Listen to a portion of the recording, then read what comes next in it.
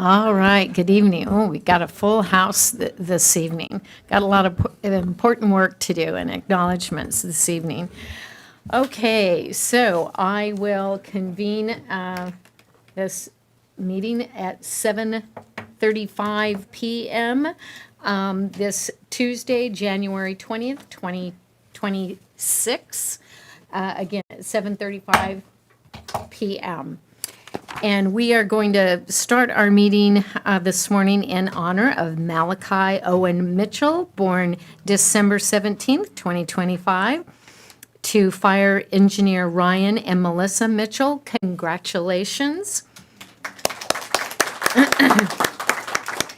And then our invocation this evening will be Chaplain Steve Martinez. And Chaplain.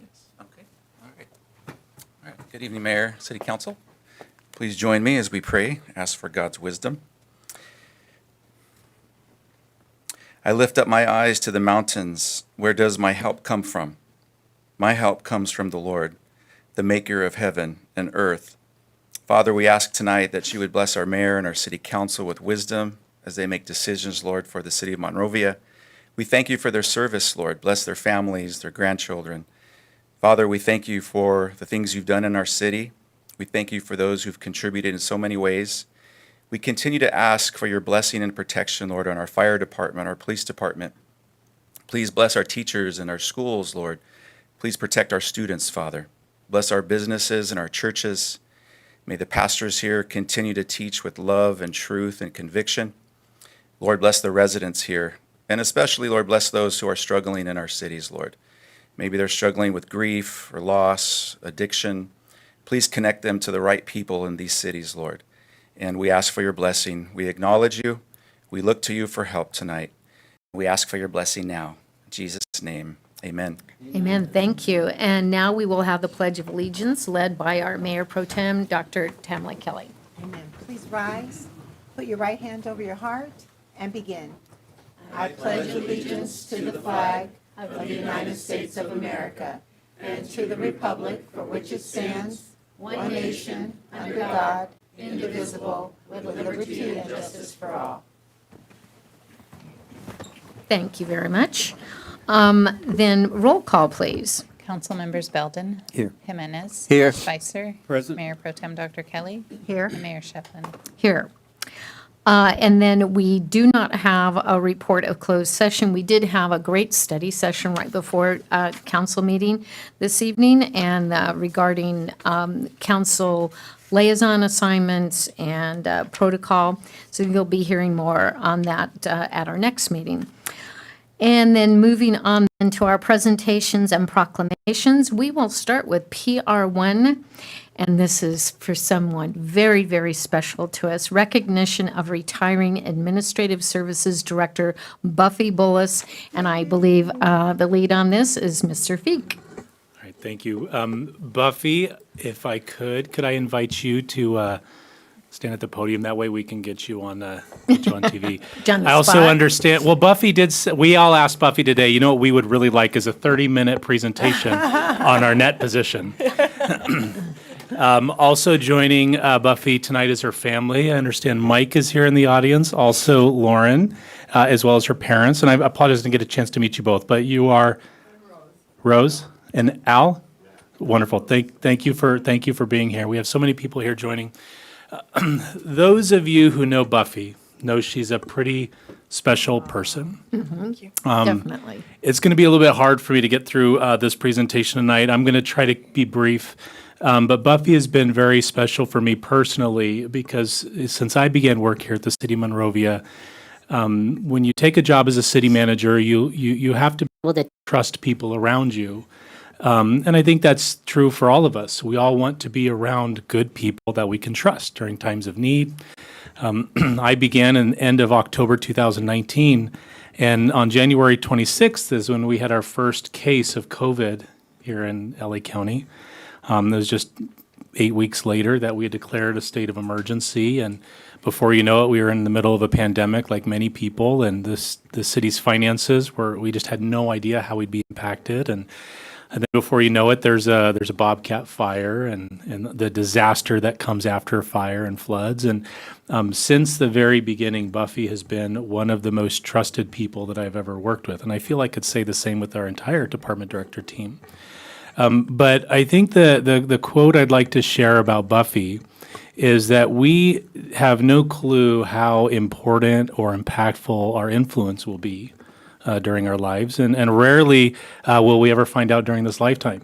Often the influence we have on those around us are going to be felt long after we're gone, and that's certainly the case with Buffy. She's not only the very best at what she does, but she's genuinely a kind and good person.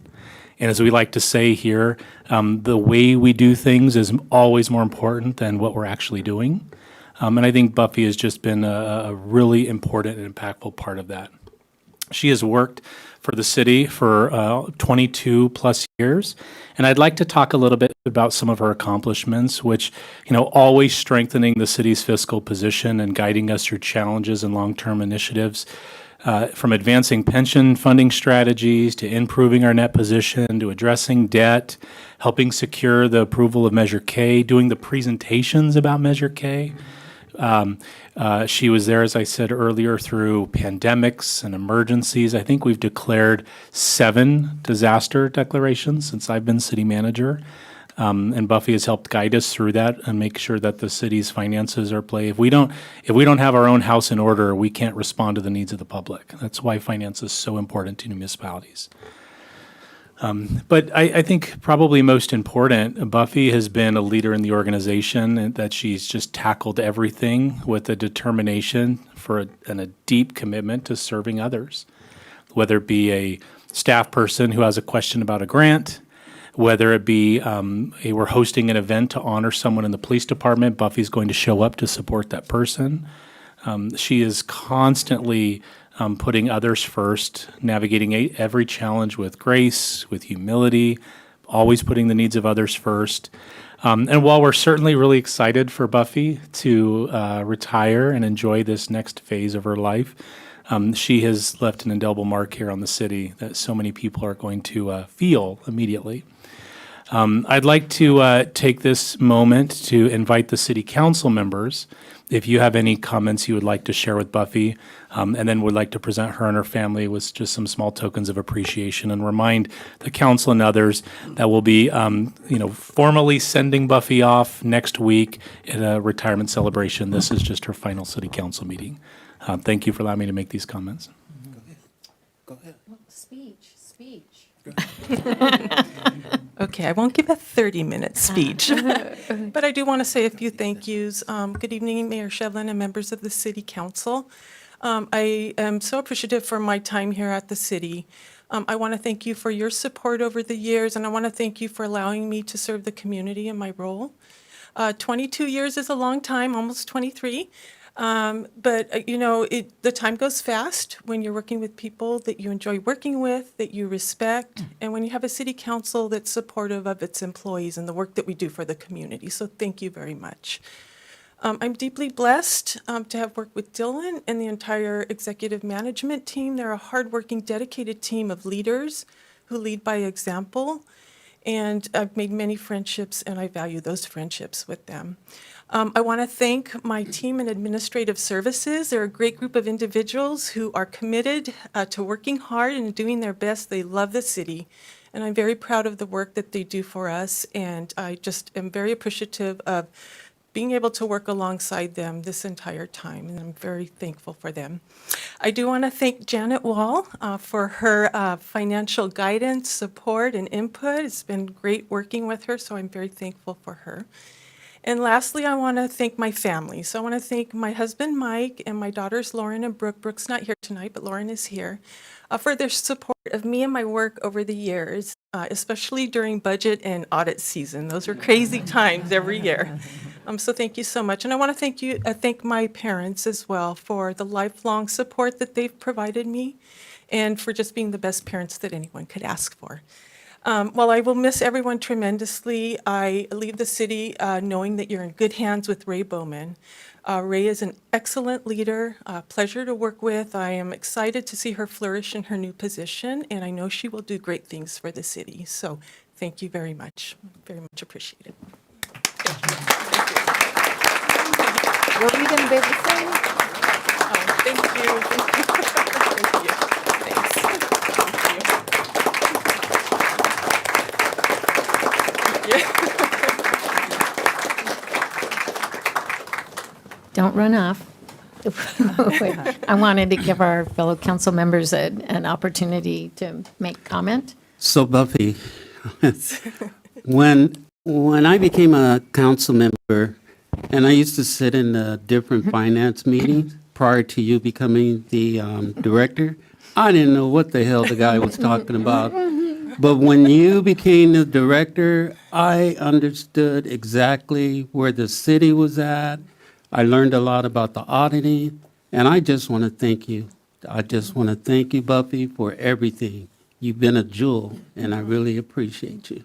Thank you so much, Larry. It was a pleasure working with you as well. All right, thanks, Buffy. Edward? Go ahead. Buffy, likewise, I sat on the audit committee.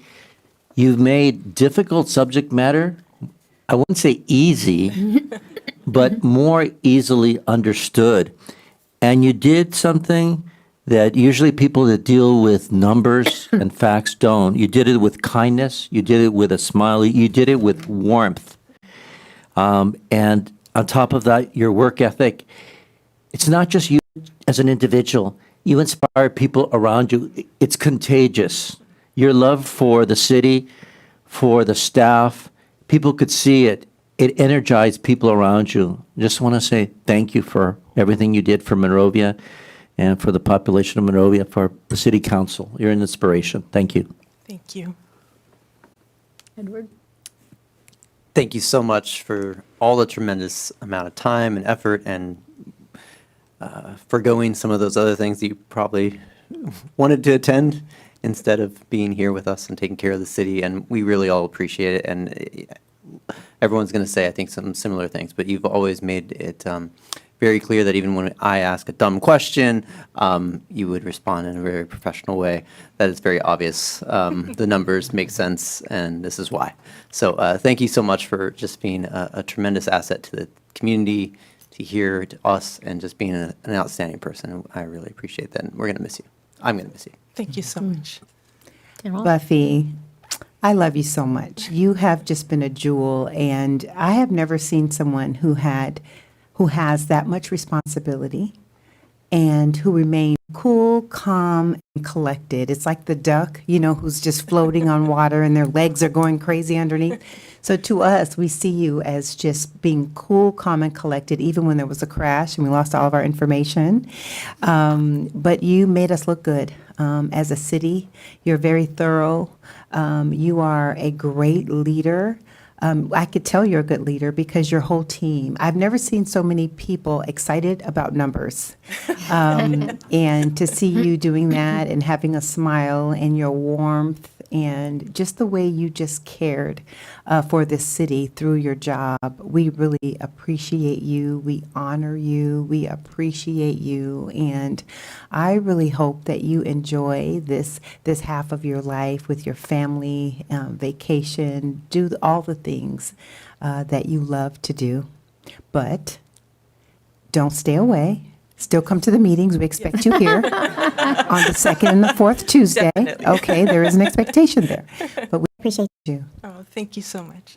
And I just have to agree with Larry. We've been around here long enough, and not to disparage anyone that came before you, but oh my goodness, you are definitely a finance communicator and make things that are seemingly difficult and sometimes bad news, you're able to explain what's going on and make us feel good, and that we can make it out of just about anything.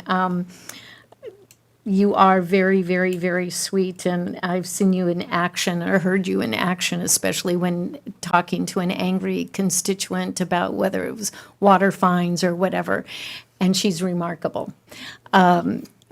Very good mediator as well, or arbitrator. So we will definitely miss you, but Ray, we're looking forward to you coming on board. You had a great example, and so you've been the best. We love you, and we'll miss you. And good luck in your new endeavors. Have lots of fun. And you can come back once in a while and say hi. So at any rate, with that, Dylan. At this time, we'd like to ask Lauren, who has some small gifts and tokens of appreciation. We'll share those with Buffy, but also with the family members, her members who are here. Let's give Buffy a round of applause. Do you want a picture with us? A souvenir? And because it takes a strong spouse to support such a role.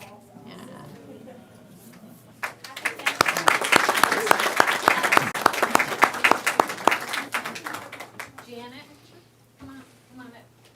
Get the picture. Great job, guys. No, you guys do this. This is you. I've got plenty of pictures with Buffy. This is for you guys. One,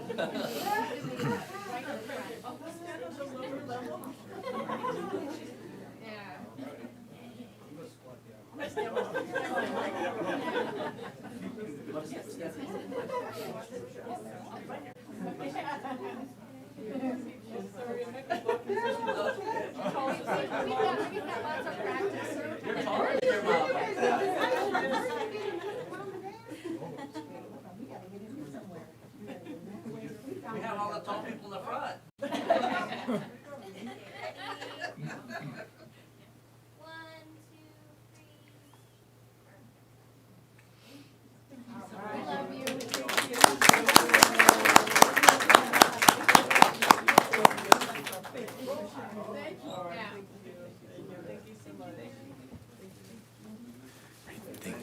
Thank you. Thank you for doing a good job.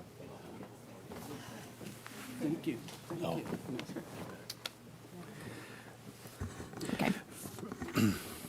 All right. For those who would like to know, and it's been included in the city manager's update, but we have a small event, Buffy's retirement celebration next Thursday, the 29th, at 6 o'clock in the community center, where we'll give her the proper send-off on her last day on the job. So, and I think was stated earlier, sometimes the burden and challenge of public service, much like any job, can be borne best by the family.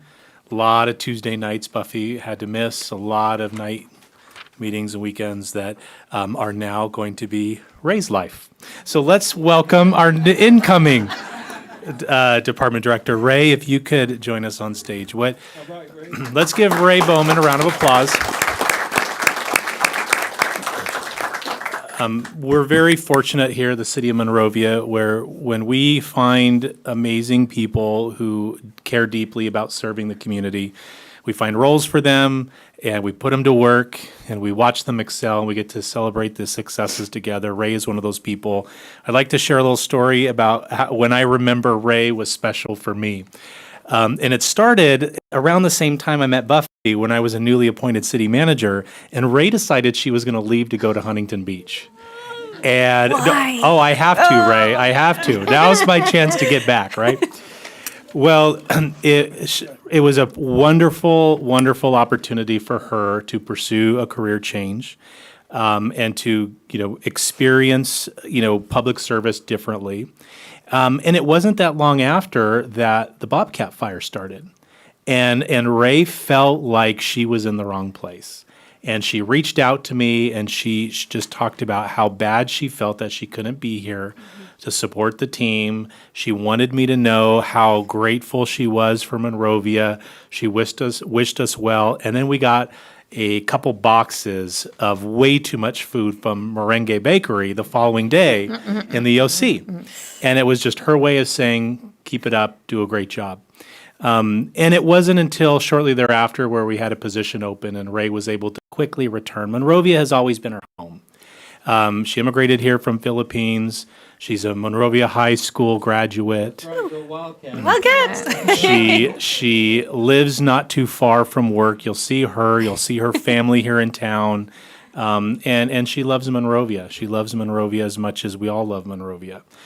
She has been doing this for 13, she has 13 years of finance experience, including many with the City of Monrovia. She is a certified CPA. She has been doing budget presentations, assisting with the audit, and all the successes that we've had under Buffy's leadership and direction. Ray has been an integral part of all of that.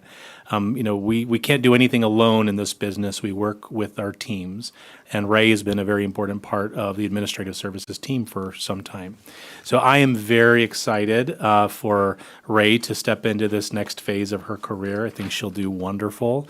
We have the utmost trust and confidence in her. She's been an Employee of the Year winner for the city before, and she's just been a wonderful, highly respected member of the city organization, and we're just so excited to have her promote. Her first day will be Buffy's last day, and we're just very excited for her. So let's give Ray Bowman a round of applause. Ray, are there any thoughts or comments you'd like to share? Of course. Thank you so much, Dylan. And wow, you had to bring up Huntington Beach.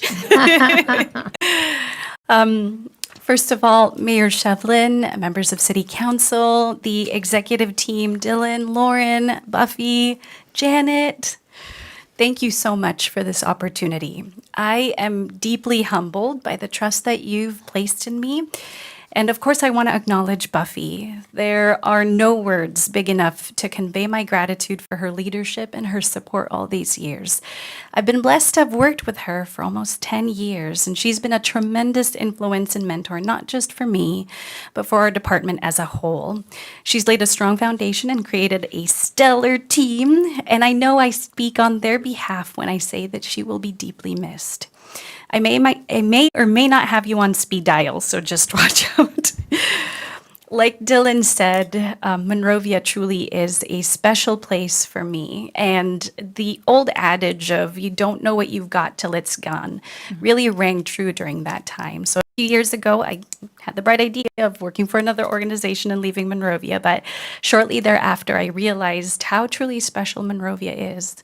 This place is where the community, your leadership, and your governance all come together to work together, and in such beautiful ways. So I can't thank you enough, council, our elected officials, our leadership team, and the staff that we have in this organization. I couldn't be more excited to take on this role because of all of your support and your encouragement. I know I'm following in the footsteps of someone who set a very high standard, and I'll do my best every day to uphold those standards, to keep the department moving forward, and to serve our community with our core values of humble, hungry, loyal, and smart. And of course, I couldn't take on this journey alone. I'd like to give thanks and a special shout out to my mom and my dad, my awesome support system, my sister, she's in the crowd, my partner, my friends. Hi. They are truly the wind beneath my wings, and I couldn't do this without them. So again, thank you so much for this opportunity and your support. I'll miss Buffy tremendously, but I'm humbled and excited to take on this role. Thank you so much. Thank you.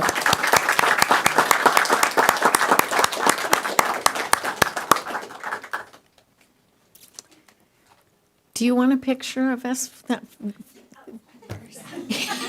I know she's not retiring, but to document her first, to start on the job. Come on, guys. My whole crew come on stage.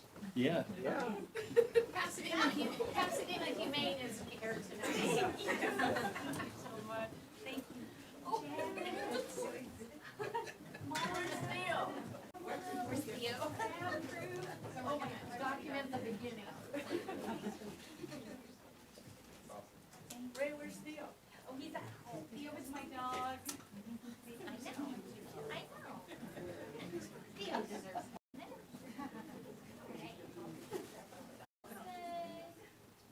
Ready? 1, 2, 3. Perfect. Thank you. Good luck. Good luck.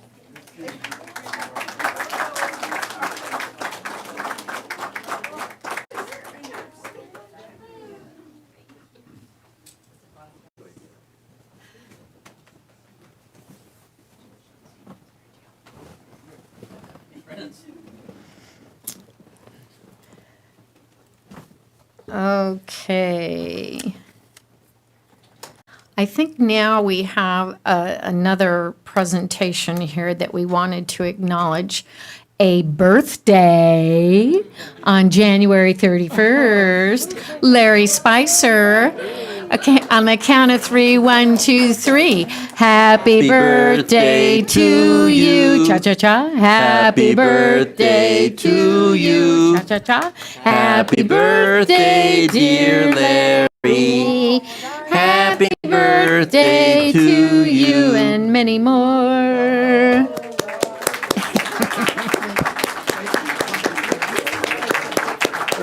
Yeah. Happy birthday, Larry. Thank you, Vic. I forgot all about that. Oh, a little carrot cake. Yeah.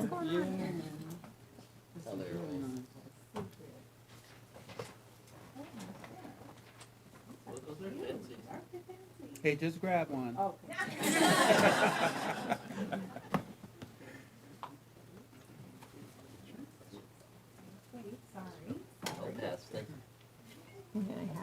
a little carrot cake there. I don't need a plate. Thank you. All right. Well, happy birthday, Larry. Thank you. And many more. Okay, moving right along then to Student Government Representative Report, and we have our liaison, Elsie. And what's going on at the high school? Good evening, Mayor Shevlin, council members, and members of the community. To begin, ASB leadership has implemented a new incentive-based ticket pricing structure for this upcoming Sadie Hawkins dance. If a student has a 95% attendance rate or higher, ticket prices will be $5 for those with an ASB card and $10 for those without. However, if the student does not reach that minimum attendance, ticket prices will rise to $20 with ASB and $25 without. This strategy is designed to boost overall participation, encourage higher attendance, and make school events more accessible to all students. Our winter sports teams also remain actively engaged in league competition, and the ASB leadership class is currently preparing for senior nights to honor and celebrate the dedication of our winter student athletes. Additionally, our Renaissance program will be hosting a winter recognition rally this Thursday night, where students will be acknowledged for academic achievement, positive behavior, and school involvement. This event reinforces a culture of appreciation and encourages students to remain engaged in both academics and extracurricular activities. On Friday, our senior class will participate in the Bite of Reality program, an interactive financial literacy experience that helps students better understand real-world budgeting, expenses, and decision-making as they prepare for life after graduation.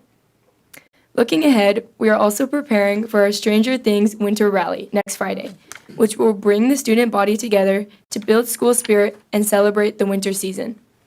Lastly, we are proud to share that our recent Bach Singer event was a tremendous success. The event saw strong student participation and an enthusiastic audience. Events like this continue to strengthen school culture and foster a sense of community on campus. Thank you all for your continued support of our students, staff, and school programs. Great report. Thank you. Good to see you. Yeah. Larry's got a Hey, question for LC, you. would you let Dr. Rainwater know if there's any kids or youth who cannot afford to, who doesn't have the money to be able to go to the dance, to let me know, please? Yes, I'll let him know. And we'll take care of it. Okay, All right. thank you. All right. Thank you. Thank you very much. And as usual, you're more than welcome to stay, but I can understand if you've got somewhere else to go. All right. We do not have any changes to our order of business, I do believe.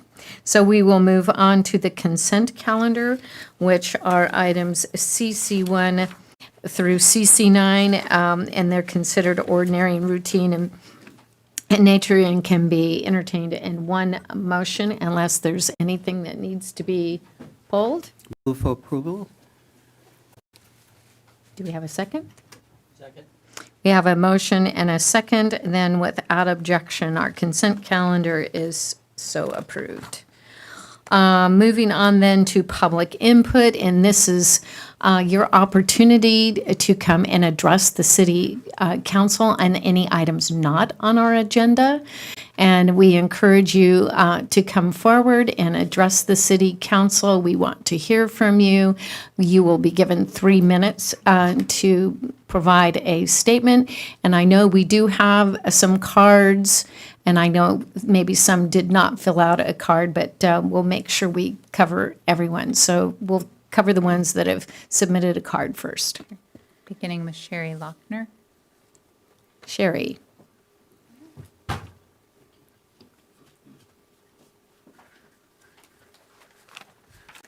Good evening, everyone. My name is Sherry Lochner, and I'm a resident of Monrovia.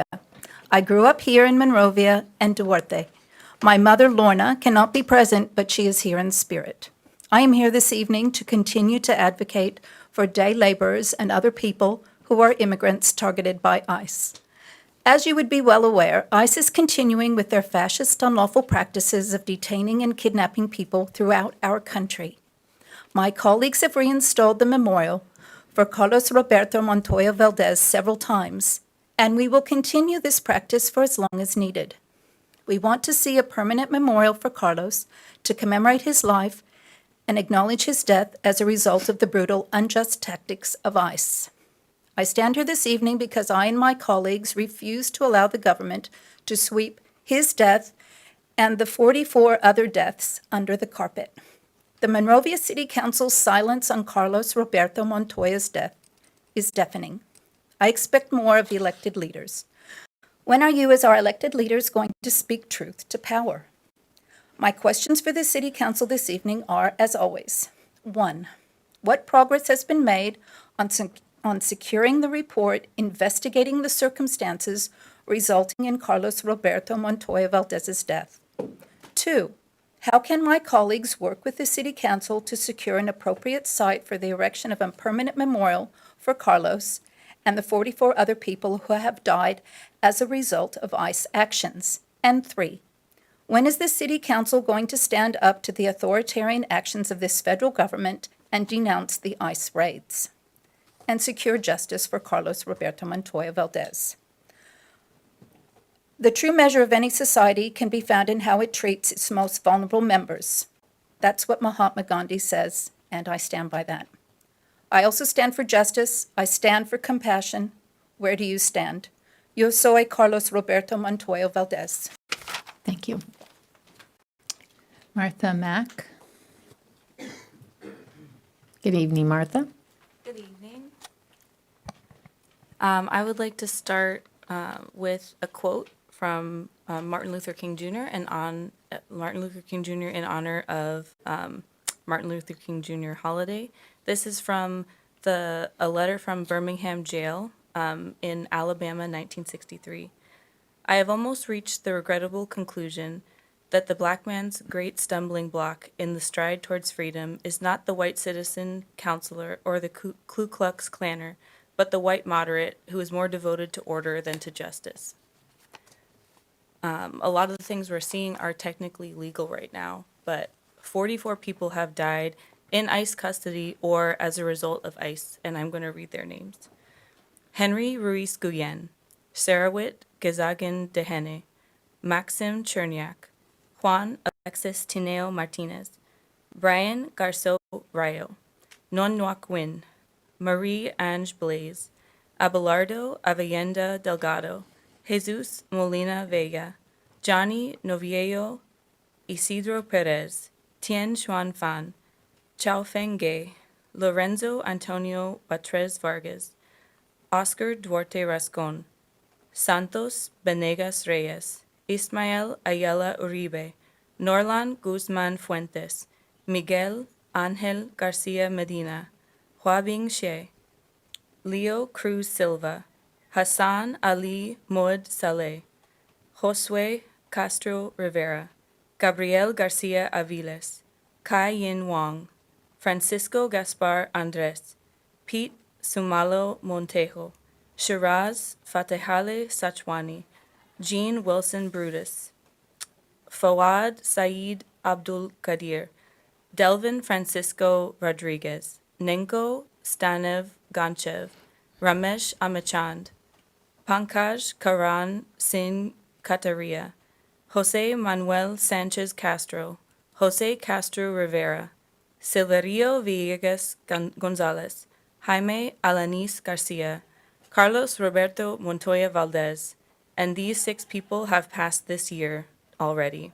Keith Porter, Geraldo Lunas Campos, Renee Nicole Good, Heber Sanchez Dominguez, Victor Manuel Diaz Paradilla. Thank you. Jim Wigton. Mr. Wigton. Are you bringing your crew with you? I am. I hope it intimidates you.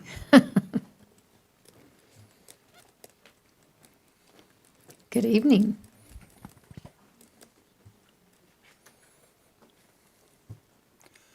Good evening, Mayor Shevlin and members of the City Council. My name is Jim Wigton, and I am president of the Monrovia Historic Preservation Group, an organization that was founded in 1980 and works to preserve the architectural heritage of Monrovia. I am here with several board members to present our viewpoint on the development located at 222 East Cypress Avenue. As you know, the property contains an 1892 Victorian home on 32,514 square feet of land. The city acquired the property on February 25th, 2025, in part to ensure that the home would be preserved and the lot developed in a manner appropriate to the neighborhood. The board has discussed the matter several times and has reached a consensus about how we feel the property ideally should be developed. There are 2 major points we considered. 1, what happens to the Victorian home, and 2, how the property should be improved. Point 1, the Victorian. For those of you who have not seen the interior of the home, it would be an understatement to say that it's in pretty rough shape. To restore the house properly, which would include removing the rear addition and roof alterations, not to mention the interior restoration, would take resources beyond what might be prudent for the city to commit to. If the house is to be truly saved, it should be restored as near as possible to its original condition. That might best be handled by an entity outside the city, for even if the city were to allocate the necessary funds to do a proper restoration, labor constraints would balloon the overall cost beyond what a private firm might incur. Because the home is one of the few remaining 2-story early Victorians in Monrovia, it deserves a concerted effort to see that it is protected and returned to its former glory. We also feel that moving the house to a more appropriate location would allow more freedom in the design of the housing on this large tract of land.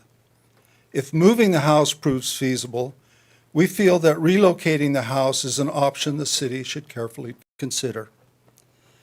Because the city is not in a position to undertake a period-appropriate restoration, an experienced firm to handle that task would be the best solution. Point 2, the development of the 32,514 square foot parcel. As you are aware, a brand-new bungalow court was constructed on Mountain Avenue last spring, designed after the Gartz Bungalow Court in Pasadena, which is listed on the National Register of Historic Places.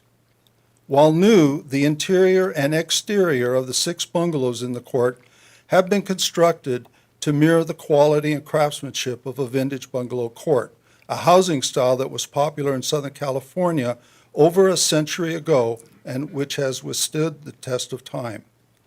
That lot was roughly 20,000 square feet, and many additional units could have legally been built. Bungalow courts provide individual units with garden space that allow families to live in a manner that avoids the negative aspects of high-density apartment living. Jim, could you wrap it up? Yeah, okay.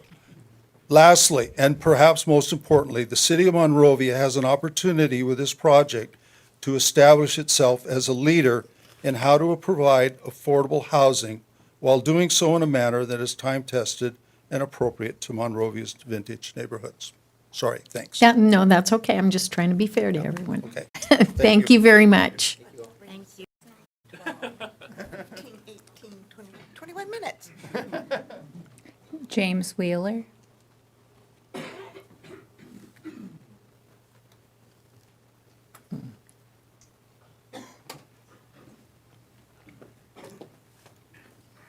Good evening, Mayor Shevlin and council. My name is James Wheeler. I'm the general manager of Living Spaces Furniture in Monrovia. And I'm here tonight to petition the council to consider a change to city parking ordinances that would allow street parking for commercial vehicles.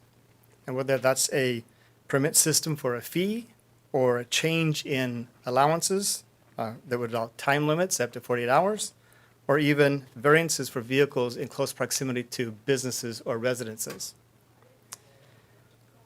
My store, or store that I operate, is at the intersection of Mayflower and Maple.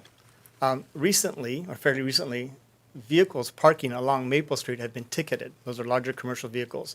Those vehicles then, to avoid tickets, come to our parking lot. Living Spaces does not, for liability reasons, allow overnight parking. So I find myself constantly going out to the parking lot and putting tickets, if you will, on those vehicles to tell them remove the vehicles or be towed. Those vehicles have no place to go. In partnership with our neighbors, the neighboring businesses, because we do try to be good neighbors, we have arranged for the previous 30 days to not ask these vehicles to leave while this matter has been discussed with the council in the hopes of arranging an amicable solution. I don't want vehicles towed. I don't want them towed out of my parking lot, but at the same time, we cannot have them in the parking lot. So I'm hopeful the council will consider some other alternative for discussion, maybe in partnership with those who are being impacted, so that we don't ticket commercial vehicles, we don't impact those who are living and working in the city, and we don't impact those who are providing a tax base to the city. So that'll be my request to please consider changing parking ordinances to allow commercial vehicle parking, perhaps in certain areas, but certainly in an effort to avoid those tickets. Thank you. Thank you very much. And just so you know, this is just public comment, so this isn't a dialogue. So we can't respond to you. I guess that's my point. But we have heard you. Okay, thank you. Thank you. Now, I know that we have some family members here from Gail Montgomery, and I think they do want to come forward and say a few words. For many of you, or anyone that does not know, Gail just recently passed unexpectedly. And so did you want to come up now? Come on.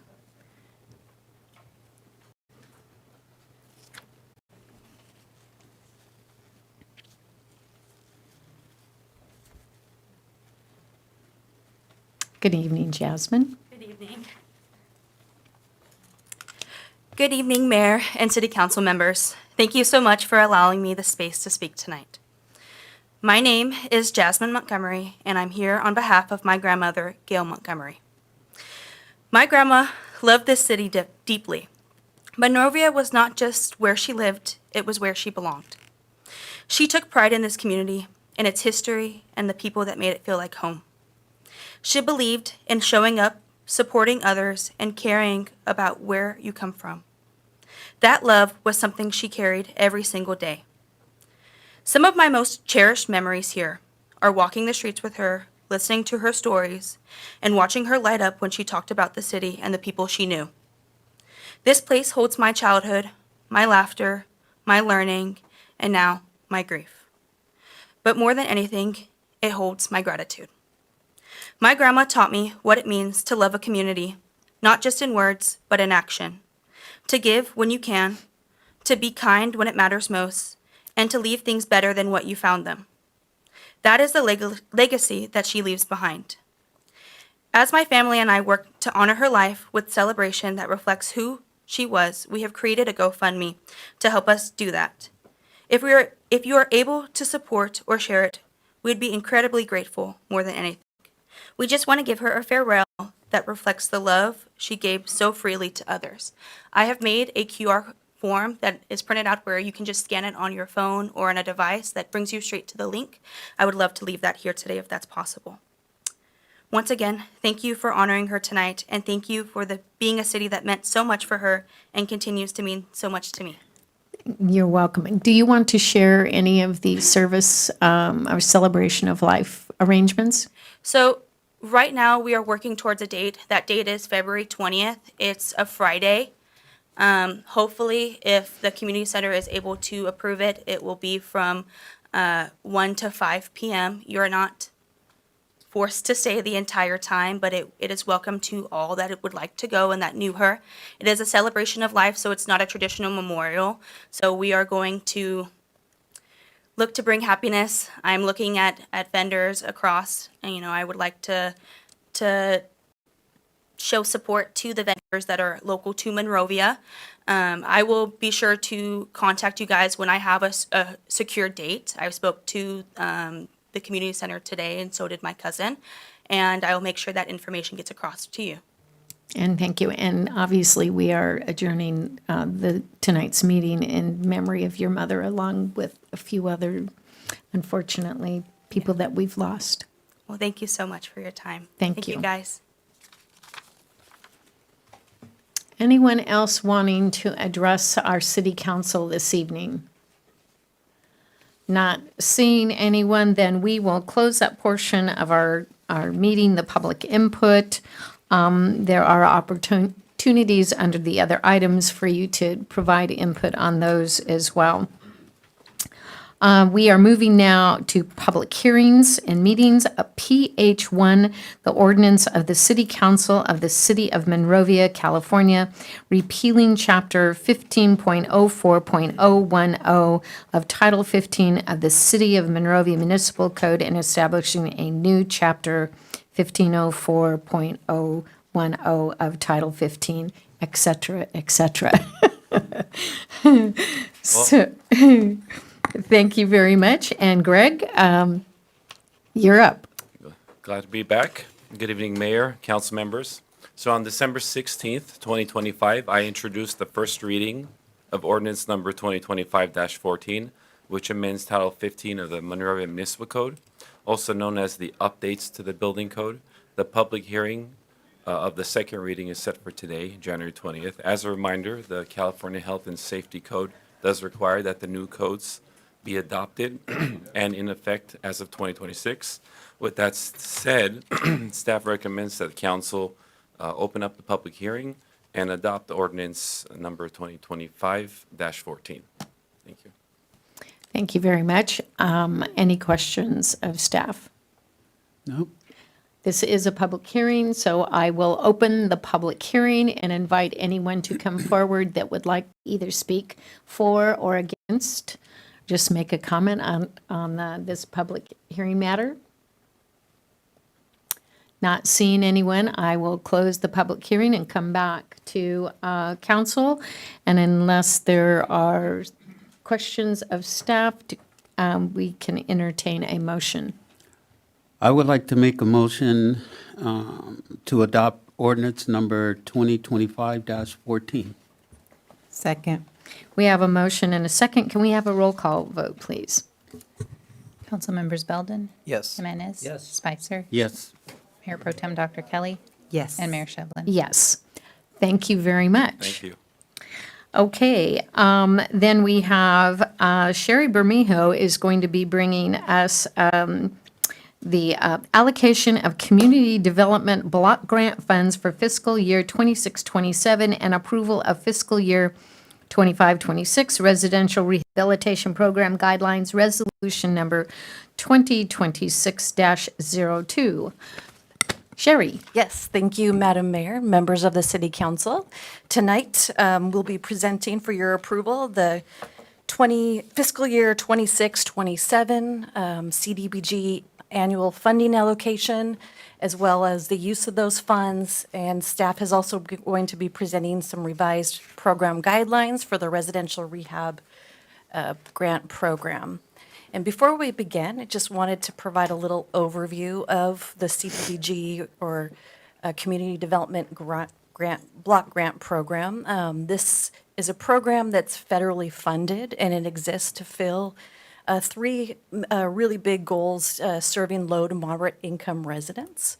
and to improve the quality of life, prevent deterioration of neighborhoods and dwellings, and also to help aid in addressing immediate needs. So the community block grant funding actually originates from HUD. The program, the CDBG program, came out of the Housing and Community Development Act of 1974, and this money is allocated to non-entitlement cities, which Monrovia is, through the Los Angeles County Development Authority. And then that money is passed through the participating non-entitlement cities, of which the city of Monrovia is one. Now, each year, LACTA allocates the funds to the participating cities, and those allocations must be approved by the city council through a public hearing process before those funds can be programmed for use. So the allocation that's before the city council this evening is for the fiscal year 26-27. And the estimated amount of the funding is $221,247. As you can see, for the past 3 years, the city has allocated the majority of those funds to our residential rehab grant program. This year, the city is experiencing a 10% reduction in those funds, but that's not just a City of Monrovia 10% decrease, actually due to funding cuts at the federal level. All cities under LACTA have experienced that cut. So a little bit about the residential rehab program. The city has been participating in it since 2009 and has served over 57 households. The program provides grants to fund low to moderate income households that are owner occupied. These are single family residents that cannot afford to complete those necessary immediate code related items that are affecting the health and safety of their homes. With the funding provision that's allocated for this next fiscal year, staff anticipates funding a total of 7 projects. Each of the projects generally range between 20 and 25,000, and that's really to cover the cost of the labor and the materials. And it's important to note that these are federal funds that are not taken out of the city's general fund. So in addition to the presentation of the allocation of funds this evening, staff wanted to also bring forward the program guidelines for the residential rehab program for your review and consideration. The city always maintains this document on an annual basis. It gets updated, but this year in particular, since we've recently hired a new CDBG contract, we wanted to kind of review some of the updates to it to really make sure that these funds are going to those who were really most in need of them. And so we wanted to kind of highlight some of the key updates in this in the current year, fiscal year 25-26 program updates. And the first is how these grants will be allocated. So there's not many changes in necessarily to the purpose of the program, but in prior years, the city used to issue the grants on a first come, first served basis. And to ensure that we're really allocating those funds to the most in need, we've created within the program this tiered system of 3 levels. So instead of just opening the gates and receiving the first grants and allowing those to get processed, we'll open the gates, receive the applications, and then review them in a triage manner. The level 1 would be those that are needing essential repairs to their home, things where we have active roof leaks that need to be fixed, heating systems that have completely failed, or really bad electrical failures. Level 2 would focus on the necessary repairs, more preventative measures to make sure the homes don't fall into that level 1 tier. And then any other funding applications then that were still remaining would be applied to the level 3. And those are more repairs recommended to improve the habitability of a home, also improve the aesthetics, which contribute to the overall neighborhood. And those project types could consist of exterior paint, interior paint, flooring, etc. Another key highlight that is one of the kind of a city best practice for many cities who implement this type of program is we're proposing a change in the bidding process, and this is really to meet the federal requirement of making sure that when the bids are cast out, we're casting a wide net. It also gives the homeowner, it's a homeowner-driven process that allows them to use a contractor that they feel comfortable working with. And in this new process, the city is their partner. We're there to facilitate if they do need help with the bidding process, but we also have a main role of being the quality control agent. And this new process will also protect the city's liability during that process.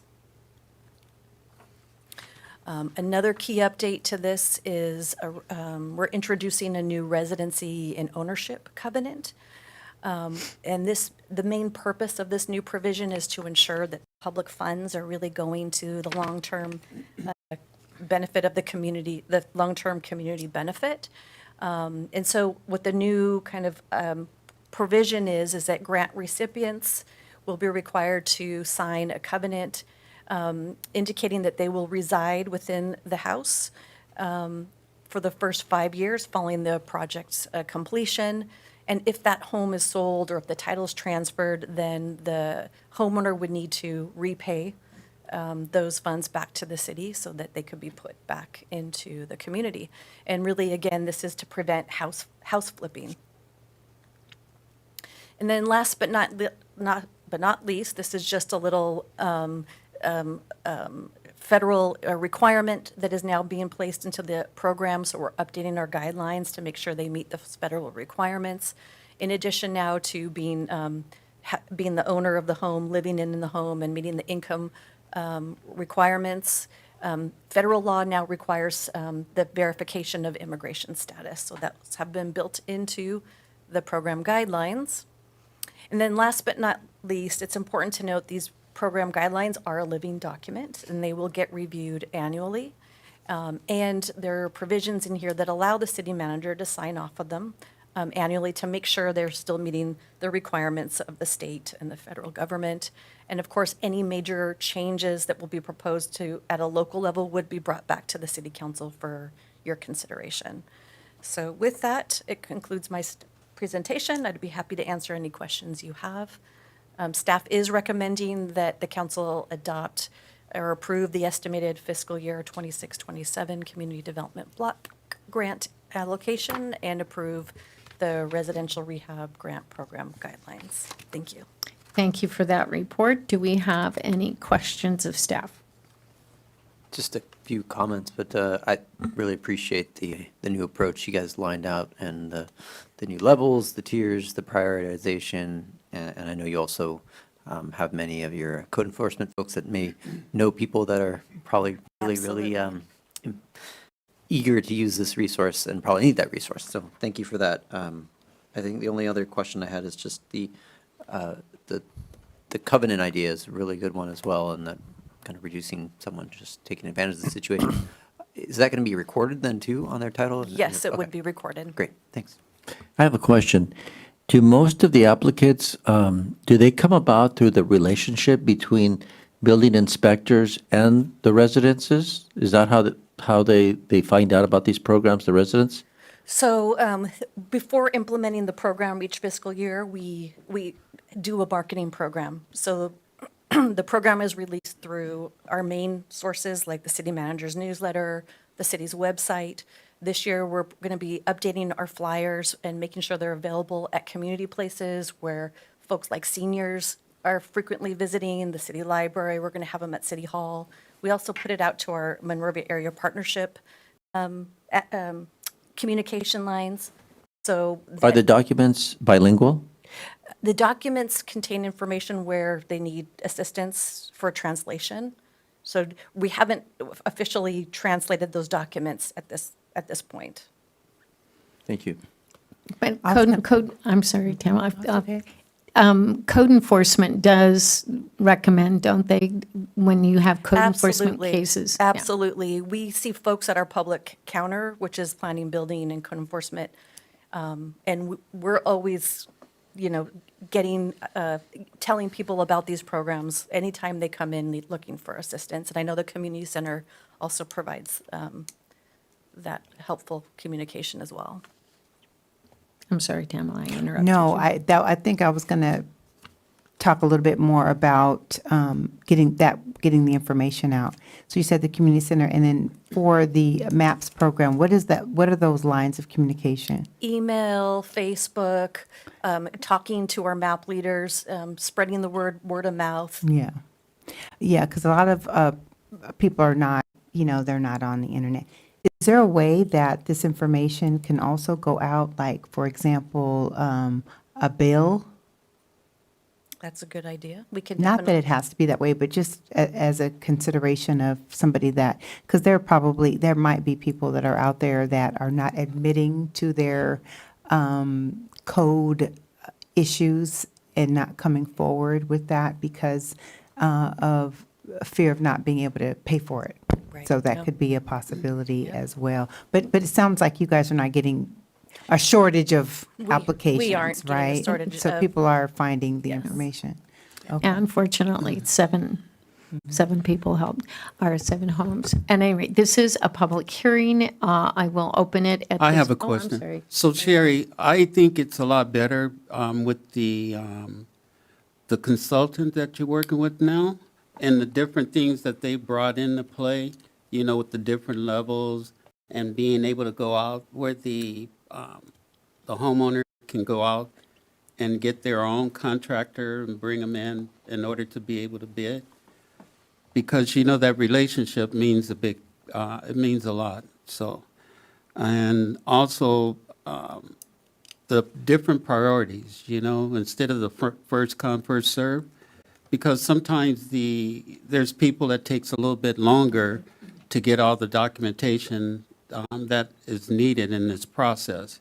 Whereas with someone else, they might be just sitting back in the wings and they're ready to go as soon as it hit, right? Right. And the other one, lastly, is the 5-year residency. That's really huge because you don't want people coming in, getting their homes fixed, and next thing you know, they're selling it. Right.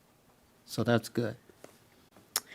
Okay. I do want to say this. About 2 days ago, I got a call from a contractor, and he says that there was a program that the city of Monrovia had for home improvements.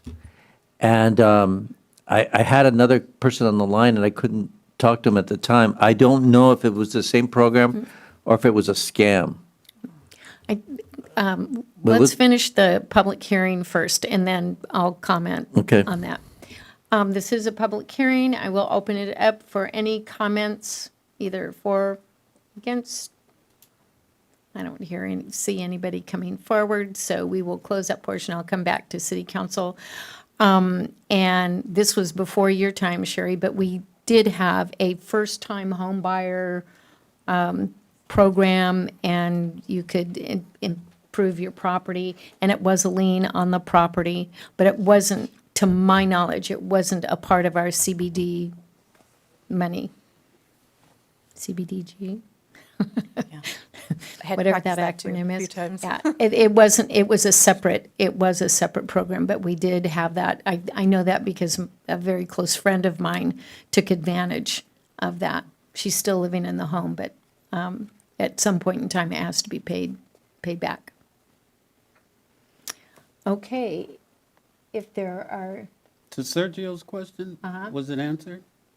Well, I was. Or do we still have to wait? If the man claimed that he was working with the city of Monrovia. Yep. I'm sorry. This caller claimed he was working with the city of Monrovia. He was a contractor. He was a fast talker. I was suspicious, but I had a doctor on the other line, and I said, I'm sorry, but right now it's not a good time. So I didn't find out whether it was legitimate or if it was a scam using the city of Monrovia in the pitch. oh, he said he was doing it now? He said he was doing it now, yes, that there was Oh, okay. programs with the city of Monrovia and make improvements on the home Could have been a scam. I thought you were talking about, this was years ago. No, this is like 2 days ago. If I could just chime in, I've received many calls from residents about vendors, contractors who represent themselves as we're working with the city and they're trying to do solar panel installations. That's probably one of the most common, like door-to-door, business proposals that we get calls on. The city does not endorse or work with or partner with anyone. Any vendor can be hired with all the proper permitting to do the work. But there have been many times where people will show up at the door and say, "I'm working with the city on this." And if you ask them enough, or if you just contact the city, we don't have an official partnership with any of these firms. And I'm sorry, Sergio, I misunderstood your comment. I thought he was commenting on a long time ago. I didn't realize it was a current thing. Okay, if there are no other questions, comments, do we have a motion? I'll make a motion to adopt resolution number 2026-02 and approve the fiscal year 2025-2026 residential rehabilitation grant program guidelines. I'll second it. We have a motion and a second. Can we please have a roll call vote? Councilmember Belton. Here, yes. Jimenez. Yes. Spicer. Yes. Mayor Pro Tem Dr. Kelly. Yes. And Mayor Shevlin. Yes. Okay. Oh, thank you very Yes, much. thank you. Sherry Bermejo, our Community Development Director, and I think she's up for number 3, too. Yes. This is our third public hearing this evening. Fiscal year 2024-25 Annual Mitigation Fee Report and Traffic Impact Fee Update, and CEQA Exemption Finding, Resolution 2026-01. And Ms. Bermejo is Yes. up for this one. Yes, thank you very much. This is another exciting report, and this time we get to talk about the annual review or annual report of the city's traffic impact fee program, as well as the consideration of an inflationary fee, impact fee increase for this upcoming year. So as way of background, in 2019, the City Council conducted city worked to conduct a traffic impact fee study, which was ruled into a traffic impact fee ordinance adopted in 2019. And that fee ordinance was actually developed and consistent with the Mitigation Fee Act, which actually provides the framework to legally implement an impact fee. The purpose of the traffic impact fee that was adopted was to ensure that all new development, particularly development south of Huntington Drive, was paying for their fair share of impact on the city's transportation system. The council had adopted a resolution in 2019 which established the fee based on the transportation study that also outlined a series of transportation improvements that were to be carried out as these fees were coming in. So as I mentioned, this impact fee is implemented on new developments south of Huntington Drive. The types of development are any non-residential development greater than 1,000 square feet in size, any residential development consisting of 5 or more units. And these are improvements that that end up getting completed with the funding are really to maintain the current level of service. So the fee's not being paid towards improving the service, just maintaining the level of service. And the types of improvements that are outlined based on this fee study involve both physical improvements to the roadways and technology improvements to the equipment that's out there, like the traffic signals. And now this is where we get into the meat and potatoes of this presentation, and that is the discussion, the public hearing on the traffic fee adjustment. So initially, when the resolution was passed in 2019 to implement that fee, we all know that as time goes on, the cost of construction and labor also increases. So the ordinance allows the council to consider an inflationary update to that fee. And for this year, the adjustment recommendation is about a 3.9 increase, upping the fee from $2,634 to $2,737. The council, if they're obliged to approve this, it would be through the adoption of Resolution 26-01. And that fee would go into effect 60 days from tonight.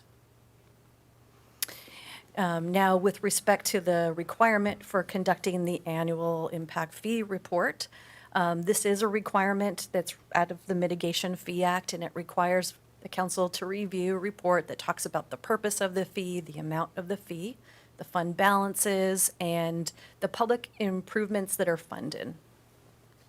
So looking over the fiscal year from 24 over to 25, we can see the beginning balance in this slide, $870,405, and then the ending balance is $1,214,551 and $551. I'm not using my appropriate glasses tonight, so things look fuzzy on the screen, so I apologize. But what I can say is, although these funds haven't been physically spent yet, the city council over the course of this last year has approved projects that will be funded, one of them being the Monrovia Active Community Travel Vinculum project that the Public Works team is working on.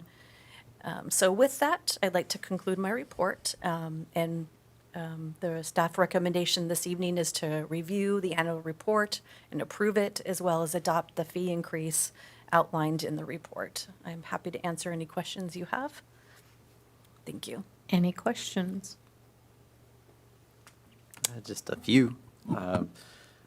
This is just a one-time fee, right, for a developer when they're, is that right? Yeah, the fee is based on a net new peak trip, and it's based on their new development proposal.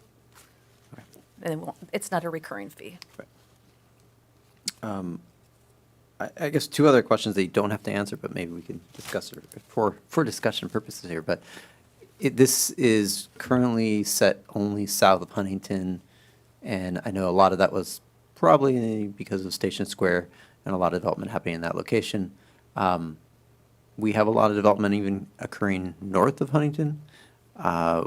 Would it make sense to look at that at another time, and why I mean, if they're all adding trips, it seems like we would want to apply it evenly in anywhere that's adding trips. Maybe I'm missing something if that's not true. And then project, it seems like we also have flexibility on the types of projects, they're not like set in stone on the list, from what I understand, right? Well, the traffic study does have a list of projects that are outlined. Now, the Public Works Department they have the most expert on how they can kind of address the goals of each of those projects. So they're not, I think they're concept, but they do have to fall within that list, within that transportation fee study. And I think as to, whether more traffic analysis is done, I think that's something that the Public Works team works on all the time. And I think, getting cues from them as development occurs. I know the initial fee study was really put into place based on the general plan growth, right? And the expected ambient growth through the year 2040, as well as known projects that were coming in 2019. And we had about a large number. So. Yeah. I mean, I think we have one coming in right now. We've had two already built in kind of really close to downtown, one more come in, and there's probably at least one more, maybe a few more in the horizon. So. Okay. This is a public hearing, and I'll open the public hearing. Is there anyone wanting to provide comment either for or against this item? Please come forward. Not seeing anyone, I will close that portion of our hearing and come back to City Council and entertain, if there's no further discussion, entertain a motion. I would like to make a motion to adopt resolution number 2026-01. I'll second. We have a motion and a second. Can we have a roll call vote, please? Council members Belden. Yes. Jimenez. Yes. Spicer. Yes. Mayor Pro Tem Dr. Kelly. Yes. And Mayor Shevlin. Yes. Thank you very much, Sherry. Thank you. Okay, moving on to reports of city council, excuse me, I was just going to bypass you altogether there. Reports of city manager and staff. Mr. Feek, city council directives update. Yes, the items I'd like to brief you on today.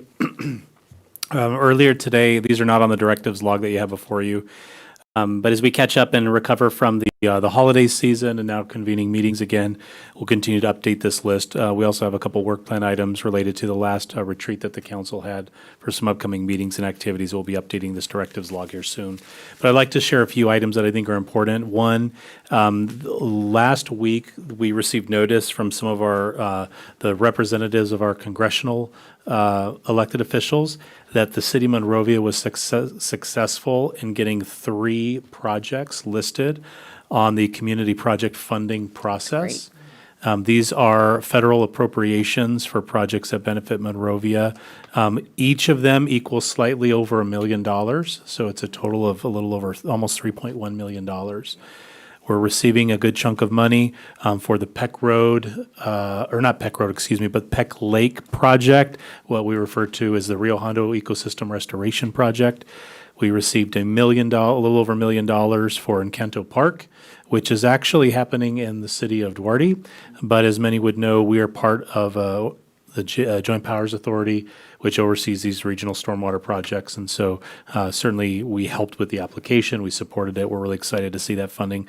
While it doesn't directly impact Monrovia, it benefits the partnership, which also means less money that they're going to have to spend and money that the partnership can put towards the project. And lastly, we received the $1 million request we had made for our police center dispatch upgrade. And so interestingly, as council approved that project a couple months ago, we've kind of told everybody to, hey, don't pay the bills so quickly. At this point, what happens is everything has been forwarded to the president for signature.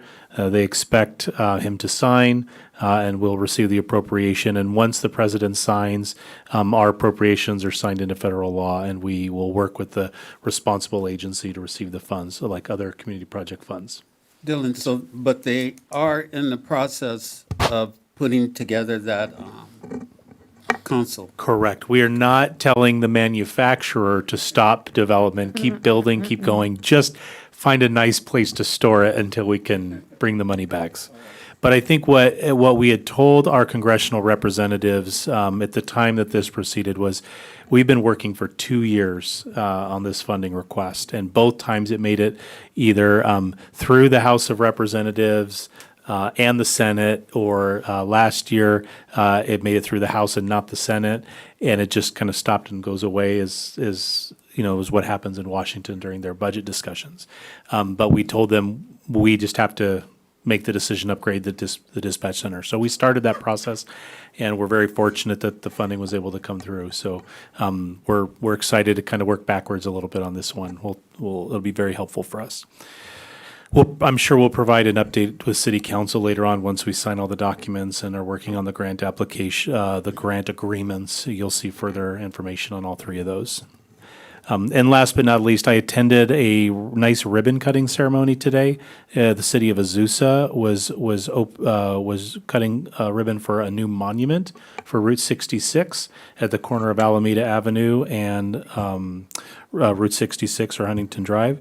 It's a very nice monument marker that's lit up at night. It says Route 66, City of Azusa. You'll see it as you pass through. It's just across the street to the west, directly west from the Azusa City Hall.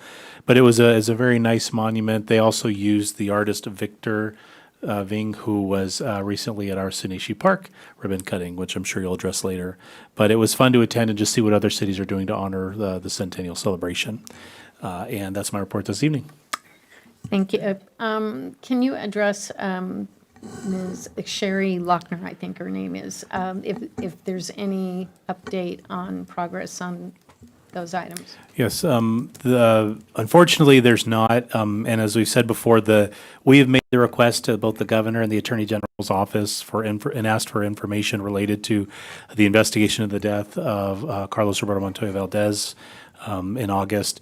They have been very clear that it's going to take time, and whether we actually get to see the report is to be determined. I don't have any reason to believe that they're going to share that with us, but we've made the official request. I've spoken with staff from the attorneys from the governor's office, and should a need arise, then or an ability for us to learn and receive it, then we will. We'll share that with council. But at this point, I understand the community's frustration. As we said in the very beginning, even we're incredibly frustrated because they just don't share information with the city of Monrovia. I also do want to highlight that I had met with a small group of individuals in Monrovia, including Mrs. Lochner, when these requests were initiated about a or some kind of mural or an art piece, and I had shared some feedback and input for them to consider. If what they're asking for is for the city to provide the land, to pay the money, to pick the artist, to do the project on a city wall, for example, that's a very different process than if you were to find a privately owned property with private funds and your own artist. And also it asks, what kind of display do you even want to do? And I don't think at this point there's any consensus either within a small group or a larger group about what to do. And so I think I've been I've tried to be very clear about, the city, city council can't agree to and discuss the item during a public comment period. We've provided feedback and input for them to consider. I'll reach out to them, to a couple community members again, and just remind them of, here was our last communications. But I think what's just really important is, despite what's happening and, what we all see on TV and the lessons learned and how passionate people feel about what's happening in our country right now, I think when people come to the city and make a request, there's a couple processes we use. We have to think about, who owns the property, how does it get paid for, use of public funding, who maintains it, who's doing it. There's even differences of opinion on what types of depictions or murals they would do. And I think until there's a decision on that, it's kind of hard for us to decide unless we want to do our own project. And I don't think that's what they're asking. So I'll reach out again and just make sure I kind of reaffirm our position of, hey, here's, I don't think we're opposed to being involved or assisting. I've even offered to speak directly with property owners myself. We've even spoken with Caltrans about possible art depictions, mural depictions along Caltrans right of way. But there's just, if you're working with a public agency, it's different than if you're working directly with a private property owner using private funds. I know that we have somewhat broached the topic of commercial parking, and I know that has come up. In terms of going forward, what would you suggest? We'll have to do some work to study and really determine what it is we want to do. One of the biggest complaints that I receive, but also the offices of the police department, the public works department, code enforcement, is about parking. When we allow overnight parking on the streets, people park in front of, my neighbors are parking in front of my house and I don't like it. I don't have anywhere for me to park. We have business owners and large box trucks where people are parking large vehicles, trailers, boats in front of private residences. I probably field 2 to 3 complaints each week about parking on Foothill Boulevard, large trucks blocking the street. Usually we go out and they're not blocking the street, they're large. And so I don't think there's an easy solution for parking. And I think when we enforce what's in the California Vehicle Code, those oversized commercial vehicles that aren't permitted to be on streets, when they get ticketed, now they go find somewhere else, and that puts a burden on property owners. So I understand the frustration, and there has to be a compromise or a solution somehow. But I also think as we look back on, over the decades, one of the efforts the city consciously made trying to improve Huntington Drive is we wanted to clean it up at a time where it didn't look the way it does now. So there's elimination of a lot of types of business uses, auto repair. We wanted to see a lot of that innovation and biotech and office building with nice landscaping that you see. And so there's even some restrictions around parking on that Huntington Drive corridor. So we'll do a little bit of research, and then I'll follow up when there's an appropriate time. Thank you. Okay, moving on then to RCM2, and this is an exciting program, a One City, One Story Community Reading Project Kickoff.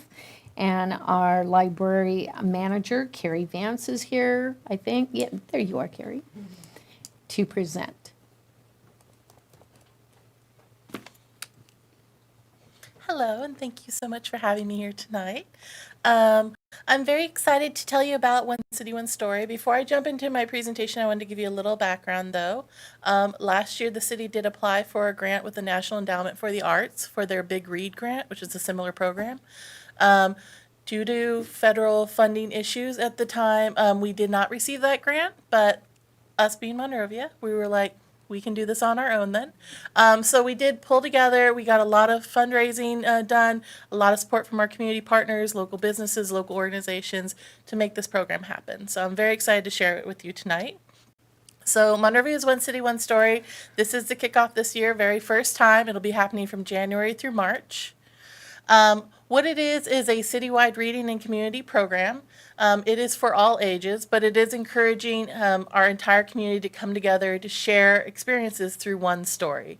So this year we chose The Bear by Andrew Krivik, which we felt was very appropriate for Monrovia and our natural settings. It's very much about interacting with nature, how we live with nature, how we commune with it, and how we preserve it as well as intergenerational wisdom. It's a beautiful story about a father and a daughter and how they're kind of living in nature together, and he's sharing and passing down stories to her.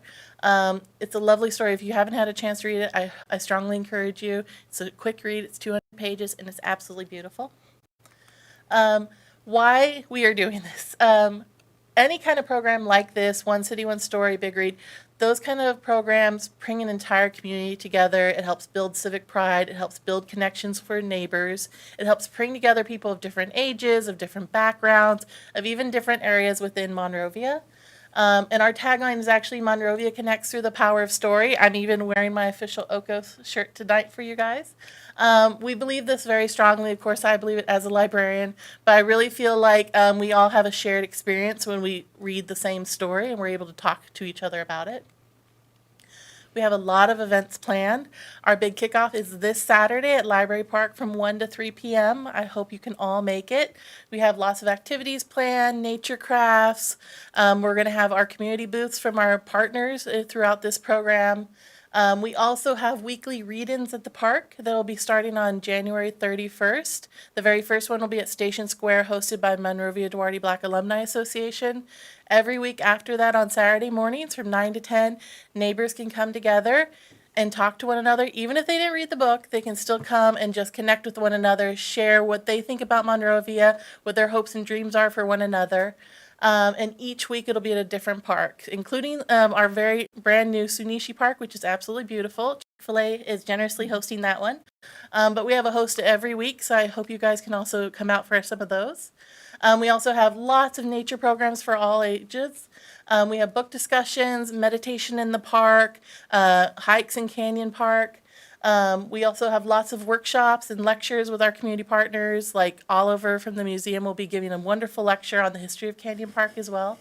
And then we have a finale event planned for Saturday, the 28th of March at Station Square. So we have a lot programmed for this event. These are just two of the flyers of some of the programs. Our community park read-ins are the big ones since they're going to be happening every week. But we also have a lot of programs planned for Canyon Park that we hope people will be able to enjoy. And we are trying to make sure we have programs for all ages so that everyone can feel connected and be able to participate in this program. We also have age-appropriate titles for the younger kids. The Bear is appropriate for middle school, teen, and adults, but for younger children, we have some other books that kind of still fit on the nature theme that we have already. Monrovia Reads actually did their fundraiser last year, raised funds to purchase these titles and give them to every student at Monrovia Unified School District. So the kids have already received their copies, and we'll have some copies for kids as well, along with The Bear, for distribution to the community starting on the 24th. So what you can do, Please continue to encourage people to participate in the program. I really appreciate it. I know all of you have already started on this already. Please read The Bear if you have not already. As I said, it's an absolutely beautiful story. I promise you will enjoy it. And if you're a member of a book club, please encourage them to read the book for the book club sometime during the program's months, or honestly, anytime. You'll love the book, I promise. And if you've read the book, share it with someone.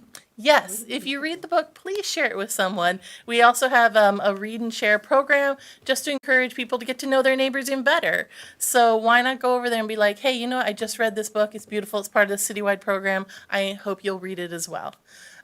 So if you want to be a part of this program, if you want to learn more, we have a website set up that has a calendar of events, a book list, all sorts of fun information on there about this program. But I hope you guys will all participate and encourage others to participate as well. Will there be books available at the kickoff? Yes, so that is when public distribution starts for our entire community while supplies last. But again, you can always share your copies as well. We also have some copies available at the library to check out, but we're hoping people will also share their copies with one another. So it's just one more aspect of neighbors connecting with neighbors. So Thank you. Any questions of Carrie? Yeah. Carrie, will they be available even before Saturday or to pick Saturday up? is the first day. First day. Yes. So we're just trying to get us an advance copy, but, you know, we could wait till Saturday. Who is eligible for the books? Is it just Monrovia residents? Yeah, if you live or work in Monrovia, you can get a free book. So bring your ID, basically. You don't need to We're bring your ID. checking. We'll We're take your word checking. on it. Thank you very much. Thank you. Okay, then we are moving on to our reports of city council members and subcommittees. Now, it seems like, as I said, Forever. it's been forever, so I'm sure we could go on and on, but it is 5 after 9, so I'll start off with Mr. Belden. Thank you, Madam Mayor. I'm sure all of you will speak about the great ribbon cutting and opening of Sunichi Park, but thanks again to all the staff and everyone that did such an amazing job on that project. It's outstanding, and I know a lot of groups were involved. And it's a little park, but it packs a really powerful message and story. So thank you for that. And I will just kind of jump into one of the items. I do have, thank you all for the opportunity to sit on the Clean Power Alliance. Sometimes it's good, sometimes bad. As many of you probably know, your power bills are kind of just keep inching up every month. A lot of that is currently from the actual distribution costs, the charges that Edison puts on for getting the power to you and taking care of that. And those are just, there's a graph in my chart that we look at, and it just kind of keeps going. No one knows when it's actually going to start to taper off. The other part is the generation costs, and many of you are, if you're a CPA, if you joined in to take CPA, which is Clean Power Alliance electricity, it looks like it's a separate bill. If you just have Edison, you actually also just have that same generation cost. But the costs can be different sometimes. CPA tries to make sure that all those costs are very comparative. So if you have the same house and you have the same bill, that those bills would come out almost the same. And in reality, the folks that had green power, which is the higher tier, 100% green, for the past few months, we've been paying the same as what standard Edison rates would be, without necessarily the green power component of it. But just in January, Edison dropped their generation rate, and they also increased a fee that the California Public Utilities Commission allowed them to pass through that increased it substantially. So to adjust for that, Clean Power Alliance we voted last week to lower our rates. So we're lowering the generation rates substantially, about 20% reduction, to make sure that people here in Monrovia and elsewhere don't see a bump at large. That's folks that are getting, there's 3 tiers you can have with the Clean Power Alliance. You can have 100% green, you can have lean, which is mostly green, and then you can also have just lean, which is very similar to what Edison would provide to you as well. So if the bills will be comparative, the 100% green will be a little bit higher than a normal Edison bill would be, but you're still getting that green energy compromise. And that's the the quick way to explain it, you can also go to Clean Power Alliance, their website, or you can call them as well directly, and they'll always talk you through any questions you have on your bill or any reasons you might have and wonder for that. But that organization is doing a great job in making sure that they don't try to make sure that everyone has a really affordable but green energy. So thanks. That's oh, actually, sorry. Before I stop that, are we going to be talking about Montgomery at any particular time, or should I just bring it in here? At the end, we'll We'll have close a in her moment. honor, and if you want to say Okay, perfect. something, or you I'll could wait say until then. some- No, it's fine. I'll wait till then. Thank you. Mr. Spicer. Okay, just to elaborate a little bit more on what Edward was talking about, Tunishi Park. We celebrated that this past Tuesday. The celebration was well attended. The park is getting a lot of use for those of you who pass by and in and out. Chick-fil-A, you'll see what's going on down there. It's a lot of people, a lot of activities. Great. If you haven't stopped in yet, you can stop in, swing by, grab a drink or a snack from the park's neighbor, whether it be Starbucks or Chick-fil-A, and just spend some time there enjoying the space as you learn about Monrovia's history. There's so much to be appreciated at the park. Also, the community services would like to remind the community that through a generous donation from Monrovia Parks Wilderness and Recreation Foundation, they are offering a free craft program in Canyon Park the last Saturday of every month. So you can join a park naturalist at the Nature Center from 10 a.m. to 1 p.m. for a snack and craft. Make a full day out of it. Take a hike before or after our kids craft in the Canyon program. Hope to see you there. This program is held whether it's rain or shine.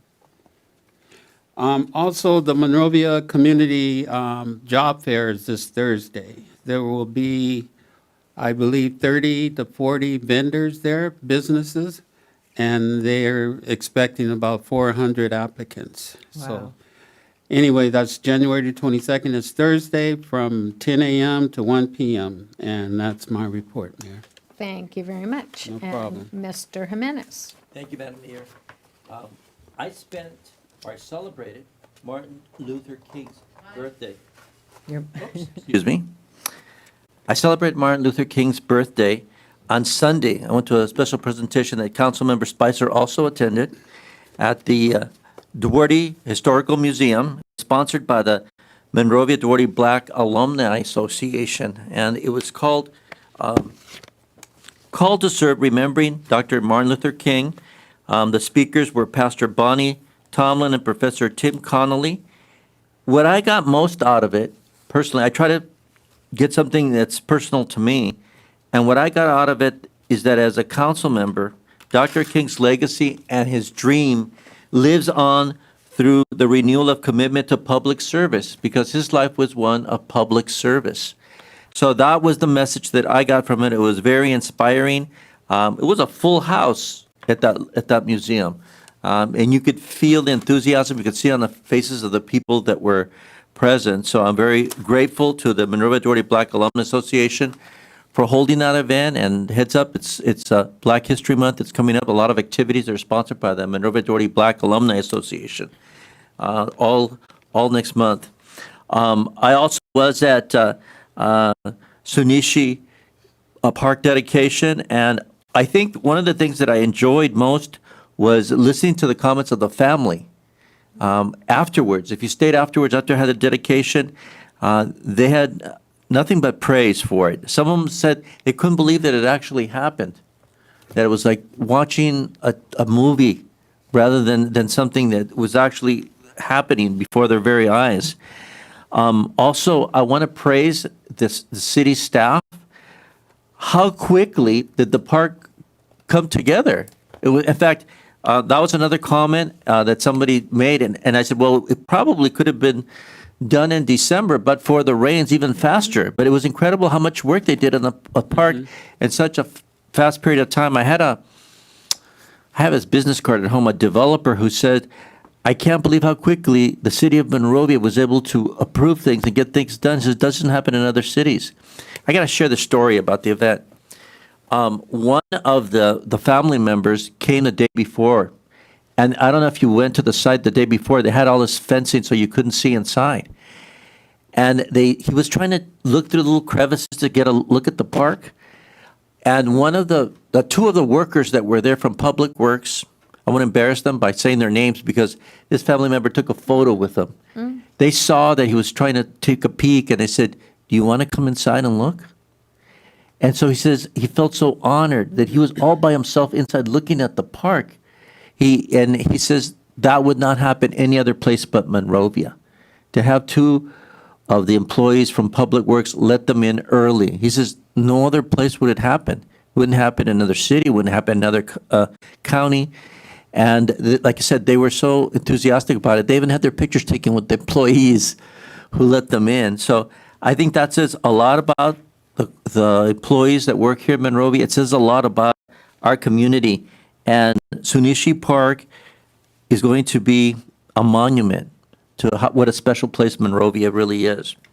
I want to also share about another special event that we had that not even rain could stop it. The New Year's Eve event. There was an overflow of crowds. Yes, because of the rain, because of the bad weather they had inside the community center. But that bad weather did not dampen the enthusiasm of the parents, of the kids that were there. They celebrated New Year's early for the kids with New Year's hats, noisemakers, arts and crafts. Staff even brought in a mini zoo, okay? They had hot drinks and goodies for the kids, coloring. It was a wonderful, very Monrovia event that not even the bad weather could stop. So that concludes my report, Madam Mayor. Thank you. Dr. Kelly. Thank you. I just wanted to add one extra thing regarding Sunichi Park opening was those of us who was there on the community meeting when we had a meeting for the community to give their feedback. And it was just like dirt there, and it was pictures all around. And being there at the park and actually seeing the different comments. I remember when the community was speaking up about what they would like to see, and we were all talking about it.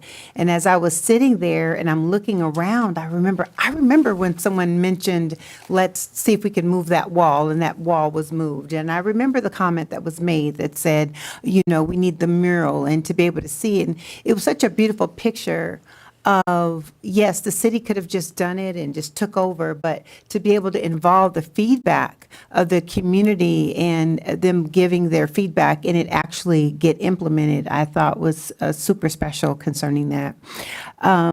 Monday was Dr. Martin Luther King's birthday, and I wanted to say a quote that I think is very appropriate. And the quote is, "Life's most persistent and urgent question is, what are you doing for others?" And I think that is such a poignant thought for us in our community. What are we doing for other people?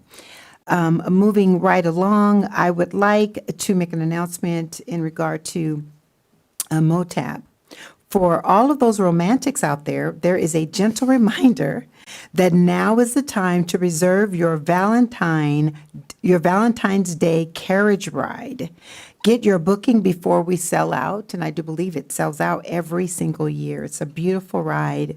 This is a great way to celebrate the holiday with your loved one. Grab dinner in Old Town at one of the many delicious spots, and then take a private ride in a carriage up and down Myrtle Avenue.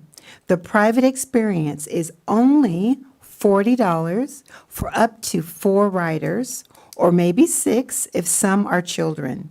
This activity is supported by the Old Town merchants and designed to encourage people to dine, shop, and live in Old Town Monrovia. So get out there and support our business community.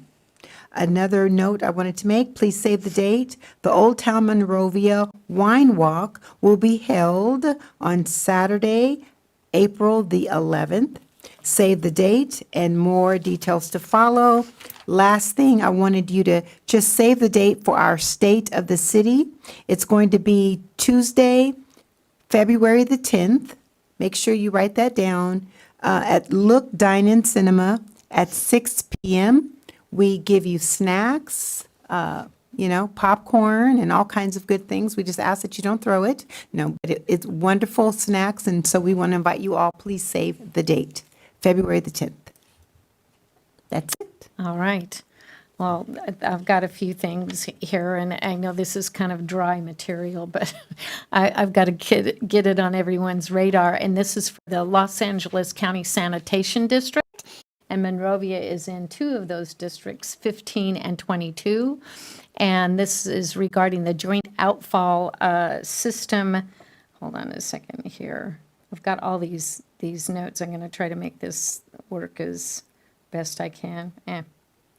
That didn't go through. At any rate, a joint outfall system, that means all the sewers and all the pipes and all that come together from all the districts to, for the outfall and how we dispose of our wastewater.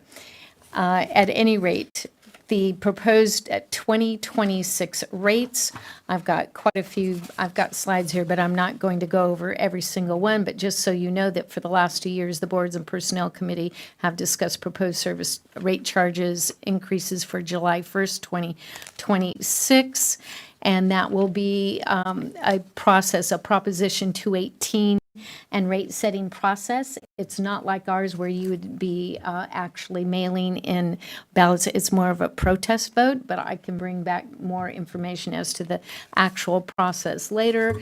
But a summary of the rate recommendations: an annual increase of less than 3% per month for a typical single-family home. It is a 5-year process package covering from 2026, 27 to 2030, 31, and it goes from a low of 2819 then up to 39.44 per month. But I wanted to let you know that and they're trying to, future increases are going to be at a 38%, inflation catch-up 41%, capital projects 21%, and those are really the drivers of the increase over the next 5 years. And obviously, there are major efforts to reduce expenses, or they hope to do that, and I can bring some of this information back tonight, so you don't have to listen to all this so late in the evening. But I wanted to, there was one slide here that is very important for you to know, or in comparison. Our rates are the lowest among other similar agencies. The Los Angeles County Sanitation District, fiscal year 25-26 is at 28.19 and going up to 39.44, whereas the highest one is, that I've got a figure for, the 28 up to 28-29, starts off at 52.59, and by 28-29 it's 70.83 compared to our 39.44. That's City of LA. And then Inland Empire, Orange County, and Sacramento are all to be determined. But even at that, at the rates that they have for the years going out, in 26-27, Inland Empire is already at 43.93, which is still above ours at 28.29. And then Orange County in 27-28, it's higher. Right now it's 58.89, goes up to 62.61 in fiscal year 27-28. And Sacramento in 26-27 is at 74, so they're actually the most expensive. 74.35, and their rates after that are to be determined. The outreach schedule is from November of 25 to February 26. They have meetings and presentations for COGS, businesses, and groups.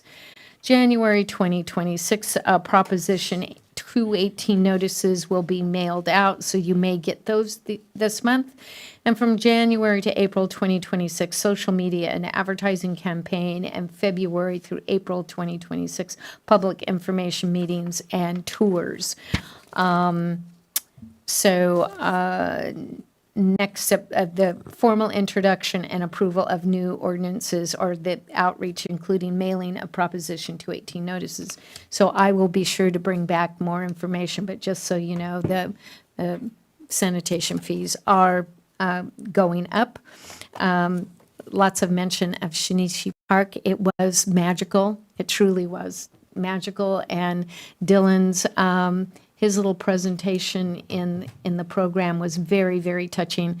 I had a few people tell me that they found that to be the most touching of all of it, and that was our resolution to undo the resolutions from the World War II and the banning of Japanese and their internment. So thank you, Dylan. That was a very touching part of the program. And yes, the family seemed really, really, really excited. I did want to also mention, we talked about the Black History Month and their, oh, come on, don't do this to me. I just want to look at the picture and it's taking me someplace else. Their kickoff is, it won't enlarge for me, doggone it. Hold on one second. Okay, I got it. I finally got it. Sunday, February 1st from 2 to 4 p.m., and that's the Black History kickoff, and that is sponsored by the Monrovia Duarte Black Alumni Association, and they will be showing 100 Years from Mississippi, true story about Mamie Lang Kirkland. At any rate, and that will be at the Louise Taylor Performing Arts Center. And there's lots, as Sergio said, there's lots of other activities during the month, and I'm sure that Mr. Feek will include those in his monthly or weekly, update.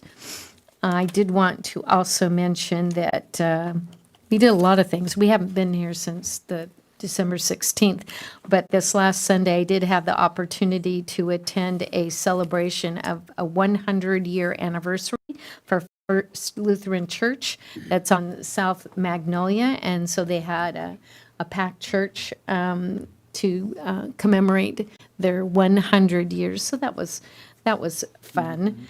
And do I have anything else?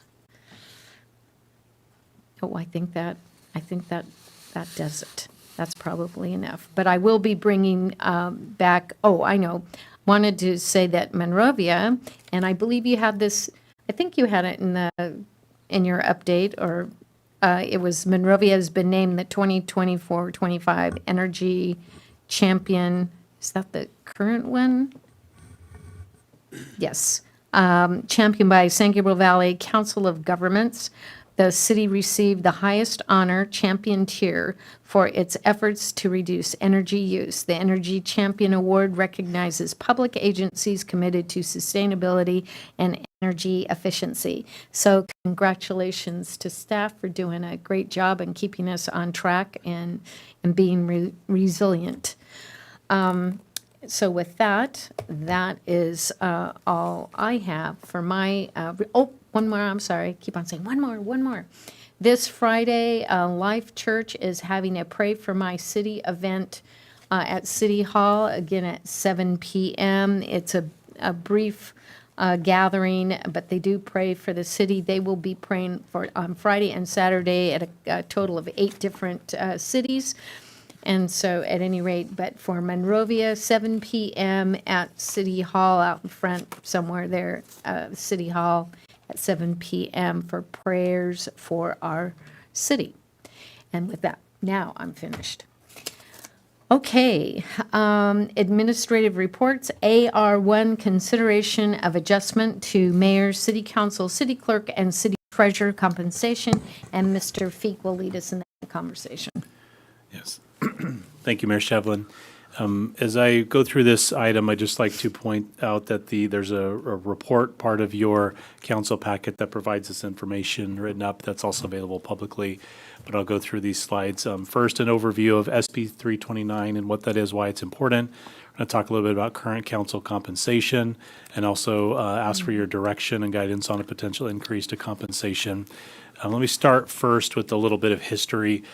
For decades, council compensation for general law cities was set in state statute. It was never important to the legislature to make changes to that compensation. And at the time that 329 was passed, there was a maximum set for cities of our size at $400. And so in June of 2023, Governor Newsom signed into law SB 329, which allowed for councils to increase the maximum salary.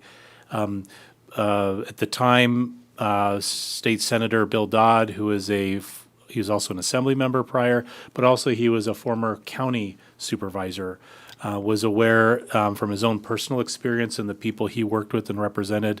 He was very clear and actually included in SB 329 that he never had felt like elected officials ran for public office because they want to get rich.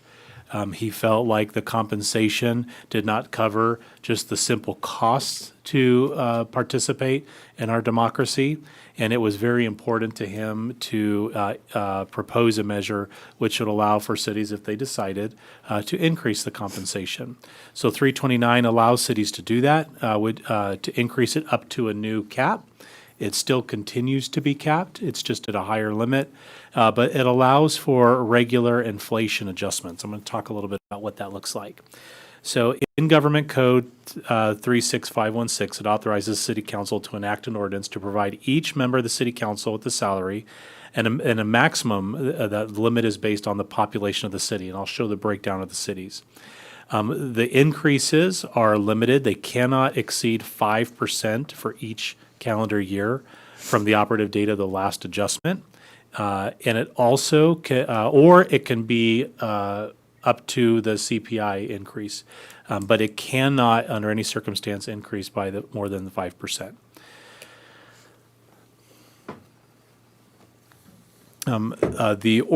We cannot approve an ordinance which does this automatically. If you recall, when we met in late 2023 and discussed this, part of the discussion was if council directed staff to let's return at regular intervals so that we never get as far behind as we were at the time. And so that's really why we're here today, is to determine if council would like us to proceed with changes to this. 329, requires an ordinance to be adopted by City Council. So we'll have to have an open session, public hearing, 2 regular meetings. The ordinance must demonstrate that it complies with the law, and there must be at least 7 days between introduction and adoption of the ordinance. And I want to point out, and this is a very important, the new compensation cannot take effect for this current City Council. It is not allowed to be used until a time when the next council member is sworn into office. So the way I look at this is you're not considering a compensation adjustment for your council. You're considering this for the next council that will take place. This chart shows the maximum amounts based on population. This was as of January 2024. And so for cities that have previously considered changes or increases to their maximum, these numbers would be a little bit different. But currently, the city of Monrovia, where our population has been over 35,000, but up to and including 50,000, we're allowed a maximum compensation for elected officials of $1,275 per month. The City Council had determined to use that same monthly amount for not only the mayor, not only the city council members, but also for the city clerk and city treasurer. Those are done differently than the ordinance, which enacts the compensation adjustments for the city council. But much like last time, we did them at the same time, and we would recommend, if we're going to be making adjustments, to consider them at this time as well. I've presented 2 options and the calculations, which would show how much each would be. Option 1, if you did the CPI adjustment, the first year, the 2025 CPI is 3.3%. The CPI for the 2026 period, the most recent available, is 3.2%. If we adopted that option and increased compensation by the CPI, the increase would go from $1,275 per month to $1,359 per month, which is the column on the far right. That would be the 2026 adjustment. That would become the effective council compensation number after the election in November of this year. Option 2 is a 5% adjustment, which is the maximum amount allowed under the law. That would go from $1,275 per month to a maximum of $1,405 per month. Also, that would become effective after the election in 2026. At this point, it's really up to the city council to determine the next steps. But what's important, just to remind everyone, is we do have to prepare an ordinance, hold a public hearing, and have 2 meeting dates for that to prior to that ordinance passing. And then once it does pass, it doesn't take effect until the end of the year. I would go back to this slide, and perhaps for your consideration, I want to point out that under the city's employee compensation program for all of our employees, the way we determine the appropriate, what we call step increases, so when you start work for the city and you're brought in at the very beginning step for your position, you're paid, let's just call it $100. And the next step, so after 1 year on the job, you've been performing your work successfully, you're eligible for a 5% increase. And the city's entire compensation philosophy around these steps is all based on these 5% increases between steps to where you ultimately reach the top step for your position. That position is also tied to averages of similar positions across other cities. So perhaps for your consideration, while I do think it would be very easy to consider an inflation-based adjustment, I think in option 2, a 5% adjustment would be equal to the annual adjustments we provide for our city employees that they're all eligible for. And I think it might be worth consideration if we're saying council members are going to receive the same annual adjustment. We're moving their positions the exact same amount that we're moving other full-time employees. At this time, I'd be happy to answer any questions you might have, further explain any matters of SB 329, and we just seek your direction, and then we'll prepare appropriate documents after. Questions for Mr. Feek? Any comments for Mr. Feek? No one has any comments? I mean, is there a motion? Well, you can, if there's any discussion, if no one has any comments, I will stay consistent to my original decision when we increased it, and I would prefer to just stay with a CPI increase. I would actually agree on the CPI for myself at least, but I'm open to considering other options. I would like, I'm sorry. You said staff increase is 5%. I would go with staff increase with 5%. I'll go with staff increase of 5% too. Larry? Mr. Spicer? I know.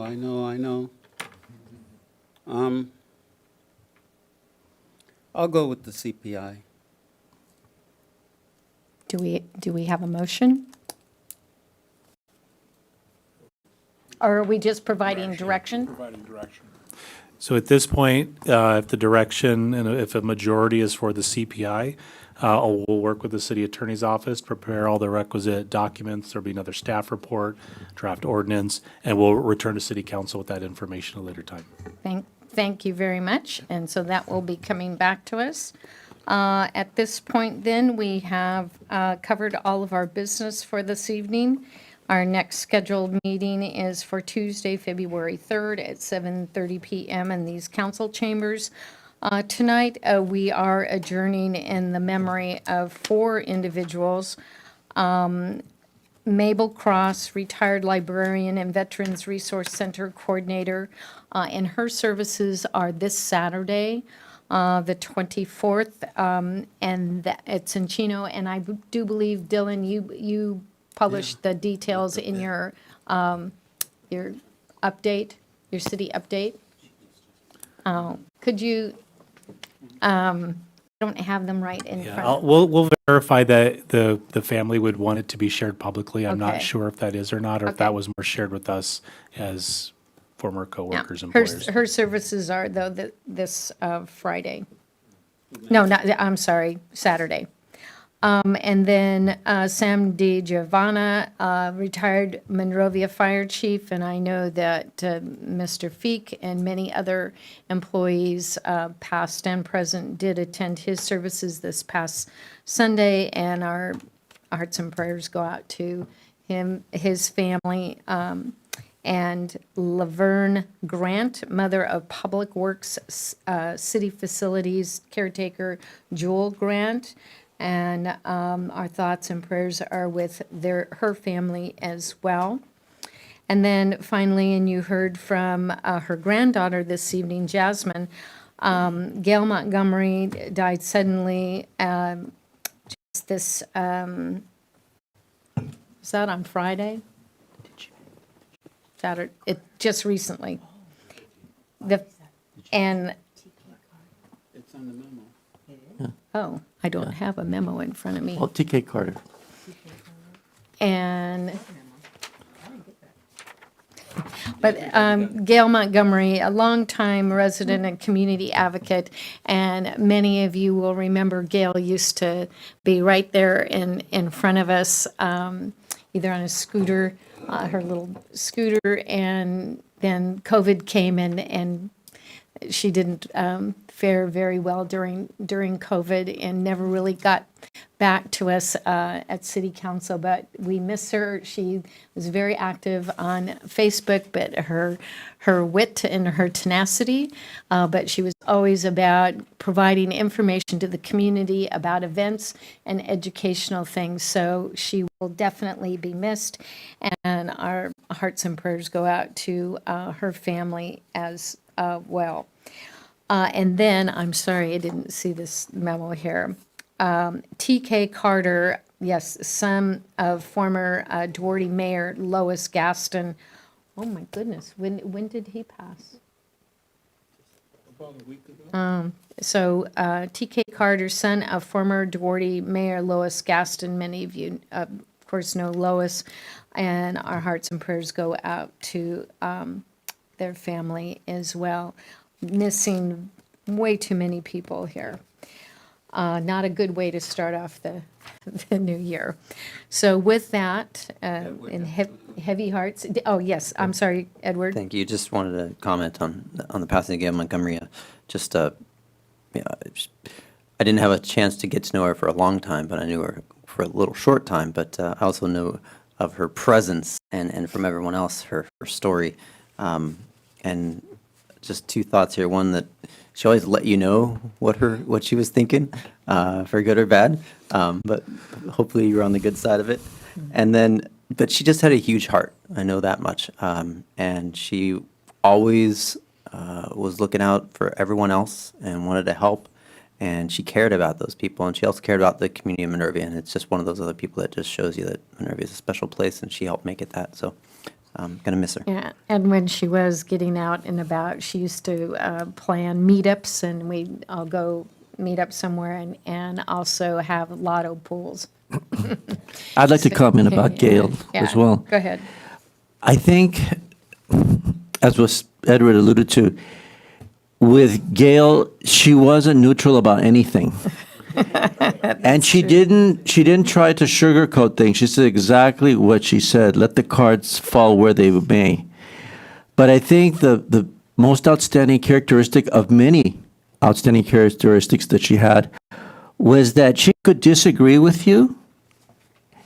You could disagree with her. I mean, just horribly distant positions on politics, but she would not dislike the people that she disagreed with. She was able to do that. And that nowadays in political discourse, we don't see that. You don't see people that disagree but can be friends, much less say, I love you. And Gail was that type of person. She distinguished between an individual as a human being, as a friend, and someone you disagreed with on politics. I wish we had more people like Gail, that thought like Gail, that could forgive and love like Gail Montgomery. Thank you. Thank you very much, and thank you for joining us this evening. At any rate, with that, we are adjourned at 9:43. See you next time.